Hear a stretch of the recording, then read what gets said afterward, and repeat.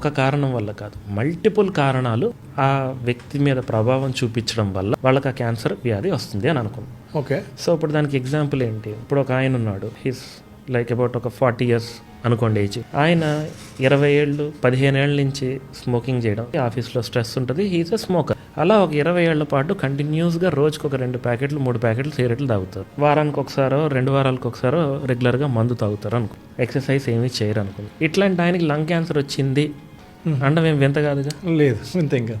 ఎందుకు అంటే అక్కడ స్మోకింగ్ అనే ఫ్యాక్టర్ ఏదైతే ఉందో, ఆ స్మోకింగ్లో ఉండే నికోటిన్ ఒకటి, అండ్ అది కాకుండా తార్ అంటాం. ఇవన్నీ ఏంటంటే కార్సినోజెన్స్, అంటే క్యాన్సర్ని కాజ్ చేసే సబ్స్టెన్సెస్, అంటే ఇవి క్యాన్సర్ కారకం అవుతాయి. సో దానివల్ల రిపీటెడ్గా రోజు ఇంజురీ జరుగుతూ ఉంటుంది, కొంచెం కొంచెంగా. ఆ ఇంజురీ దీర్ఘకాలికంగా ఉండేటప్పుడు అది క్యాన్సర్గా మారడానికి ఛాన్స్ ఉంటుంది.